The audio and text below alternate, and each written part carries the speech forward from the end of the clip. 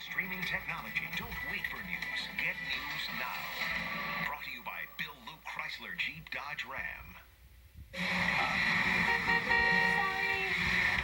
We all know how it can be to go to the wrong place for transmission repair.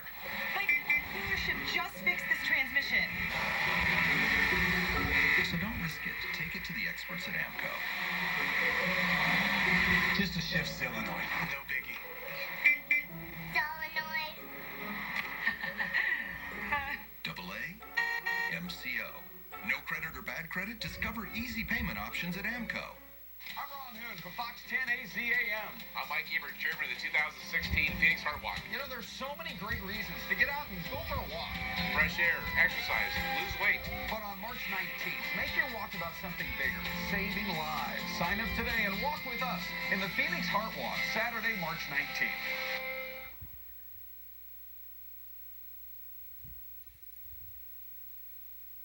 Live from Fox Studios, Fox 10 News is back.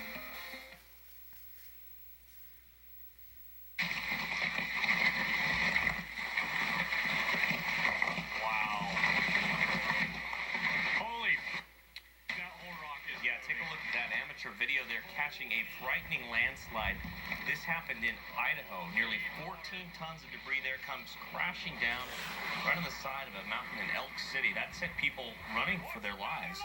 You can hear the guy there taking the video. Look at that. Idaho Transportation Department officials say this blocked approximately 500 feet of highway. And look at this picture. It's still unclear when that highway is going to be reopened. Your exclusive AccuWeather forecast with Christy Seekin on Fox 10 News. Well, today, record-tying heat at Sky Harbor, and we're going to see warm conditions as we make our way into the start of your work week as well.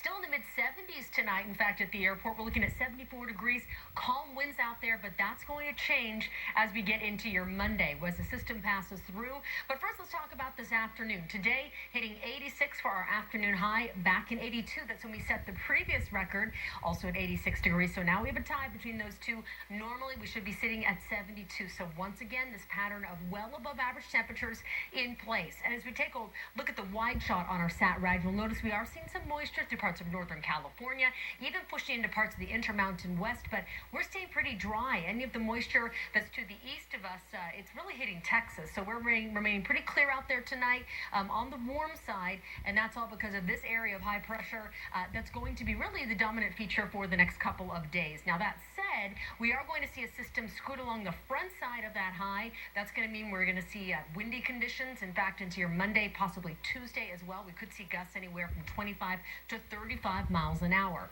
In terms of temps out there tonight, take a look at our boards. We've got anything from low 60s in Cave Creek and Apache Junction to already some upper 50s in Florence. We've already cooled down to 66 in Buckeye and in Goodyear, Deer Valley at about 65 and 69 degrees at Maricopa. Across the map right now into northern Arizona we go, and numbers there quite a bit cooler than, of course, than what we're seeing in the valley. Already dropping to 31 for the Grand Canyon, 51 for Page, mid-40s for Window Rock, low 40s for St. John's. And then, of course, as we look at some of those lower desert locations, they are holding on to the 60s and even 70s. Lake Havasu 72, 70 for Yuma, 65 for Gila Bend. Safford also registering at 65.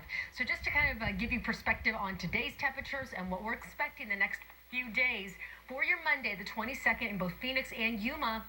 Take a look at our forecasted numbers in comparison to what the record is now. 85 and 86 expected for tomorrow, 87 the current record. So if we warm up a little bit more, we could tie that. And then for Yuma, we're looking at 88 degrees forecasted, which in fact is the old record. Tuesday, though, a big change. We're looking at upper 70s compared to the record of upper 80s. Same for Yuma, we're looking at upper 70s compared to upper 80s there. So that means cooling trend will take effect, but we've got to get through a warm start to the work week first. National picture, we talked about that little bit of activity in the northwest, but otherwise we're seeing some moisture pushing through parts of Texas. And then very rainy conditions, in fact, pushing through parts of the Tennessee Valley. That's now exiting through parts of the Mid-Atlantic region. We're seeing a little bit of showery activity extending into parts of New England as well. Back to the valley, and you'll see those temperatures dipping to the upper 30s for Douglas, mid-30s for Prescott, 29 St. John's, and 25 Flag. 62 for Yuma, and then for tomorrow, almost at 90 for Yuma, 82 for Lake Havasu, 68 for Prescott. We'll see 60 for Show Low, 78 for Safford, and then 58 degrees for Window Rock. Tonight, few high clouds out there. Into tomorrow, we should see mostly sunny skies, but once again, as you see that system dipping down in front of that area of high pressure, the winds are going to kick up. Could be a little bit breezy out there. And then as we make our way into the 10-day forecast, above average 85, still above average as we get into your Tuesday at 77, but we do get it to enjoy a little relief midweek until we start to see those warm conditions climbing back on up into the 80s. Tuesday and Wednesday look really good, though, to me.